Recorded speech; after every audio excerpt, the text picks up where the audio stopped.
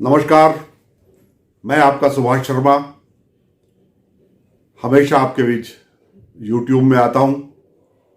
उस चैनल पे मेरी वीडियोस आपके बीच में आते रहते हैं और आपने बहुत प्यार भी मुझे उसमें दिया, भविष्य में भी देते रहिए।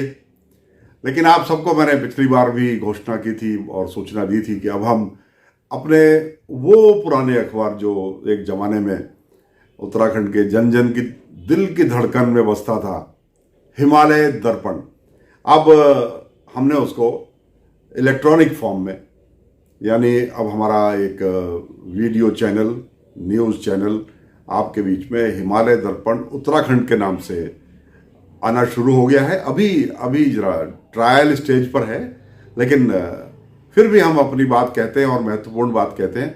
आज मैं आपके सामने फिर से एक मुद्दा दोहराने आया हूँ।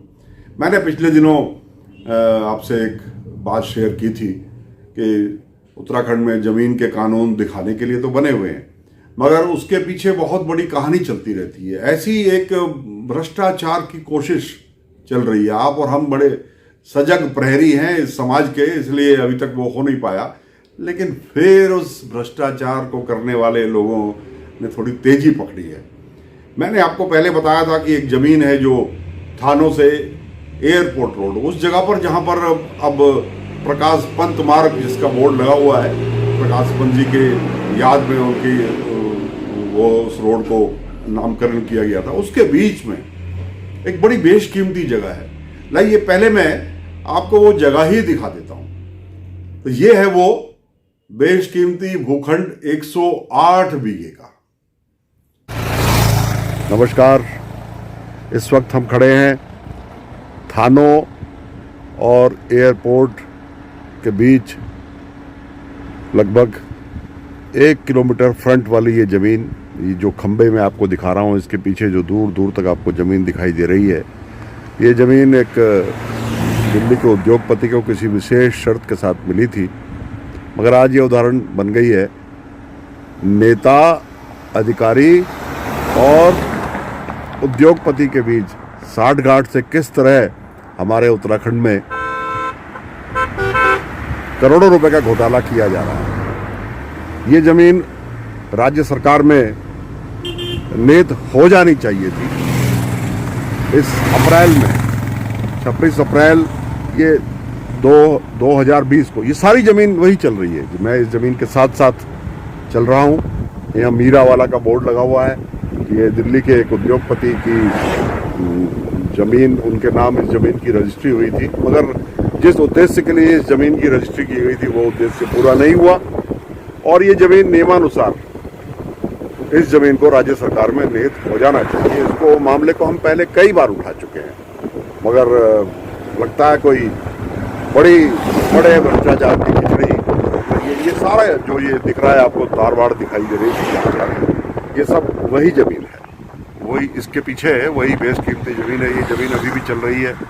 ये आप देख रहे हैं, ये इसके पीछे ये जो खंबे लगे हुए हैं, ये यहाँ तक, इस जगह तक ये ज़मीन है। वो पीछे दूर पीछे मैदान दिखाई दे रहा है, वो जो मैदान पीछे दिखाई दे रहा है आपको, वो ज़मीन भी इसी का हिस्सा है। तो इस ज़मीन पर यहाँ ये लगभग 100 करोड़ की 108 बीघा ज़मीन है। हंसी भी आती है हमारे प्रदेश के जो अधिकारी हैं उनके लालच पर। देखा आपने, ये 8 बीघे का जो 108 बीघा का जो भूखंड है, ये बिल्कुल सड़क से लगा हुआ है। लगभग 1 किलोमीटर इसका सड़क के साथ साथ फ्रंट है। ये अच्छी ज़मीन है। इसको दिल्ली के एक उद्योगपति ने, होटल व्यवसाय से जुड़े हुए हैं, बार बार किसी का नाम लेना अच्छा नहीं, उन्होंने इस ज़मीन को खरीदा था। आपको मालूम है उत्तराखंड में तो नियम है कि आप कोई ज़मीन खरीदते हैं तो उसमें जिस प्रयोजन के लिए, जिस काम के लिए आपने वो जगह ली है, उसको एक निश्चित अवधि के अंदर वो प्रोजेक्ट उस पर पूरा करना पड़ता है। मगर इस ज़मीन के साथ ऐसा नहीं हुआ। हम ये नहीं कहते कि किसी ने ऐसा जानबूझ के किया, मगर आज स्थिति यही है कि उस ज़मीन में जिस प्रोजेक्ट के लिए, वो एक होटल, बड़ा होटल बनाने के लिए, क्योंकि जो लोग हैं वो पूरी दुनिया भर में बड़े होटल बनाने और उनको चलाने के लिए ही प्रसिद्ध हैं, उस ज़मीन में कुछ नहीं हुआ। उसमें फिर जब नहीं हो पाया तो जो भी उसके कारण दिए, एक बार फिर से उसमें परमिशन ली गई, एक बार फिर से उसमें परमिशन ली गई, और अंतिम परमिशन जो उसमें जमीन को अपने पास रखने की और कार्य शुरू करने की ली गई थी, वो इस 26 अप्रैल 2020 में समाप्त हो गई थी। हमको ये जानकारी शुरू से थी कि इस जमीन में कुछ काम नहीं होगा और इस जमीन में कुछ सौदेबाजी चल रही है।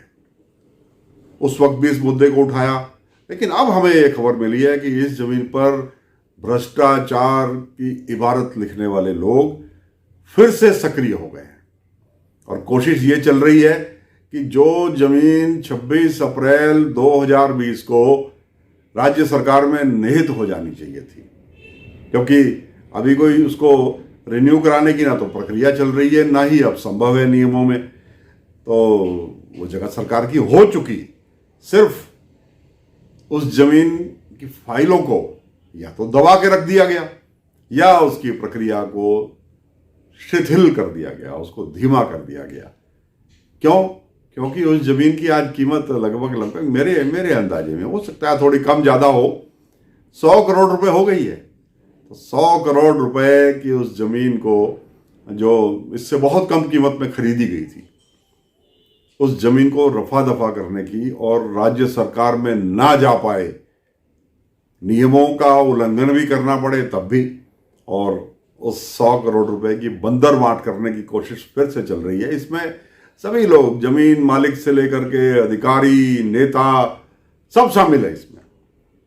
तो हम गलत काम नहीं होने देंगे। हिमालय हमारे देश का प्रहरी नहीं है, हिमालय के नाम से जुड़ी हुई हर चीज, यानी कि हमारा हिमालय दर्पण उत्तराखंड ये चैनल भी इस प्रकार के भ्रष्टाचार को रोकने में अपनी आवाज पुरजोर तरीके से उठाएगा। आपसे भी हमारी प्रार्थना है कि इस मुहिम में हमारे साथ जुड़िए, इस वीडियो को अधिक से अधिक शेयर कीजिए, ताकि भ्रष्ट अधिकारियों, नेताओं और पूंजीपतियों के कानों में थोड़ी सी जू रेंगे और उनको भी पता लगे कि नहीं, अगर हमने गलत काम किया तो उसका भांडा फोड़ हो जाएगा। अपनी जो पाठक हैं मेरे और जो मेरे दर्शक हैं, मेरा उनसे निवेदन है कि हमारे इस मुहिम से जुड़िए, अपने कमेंट करिए और सरकार को चेताइए, उसको चेतावनी दीजिए।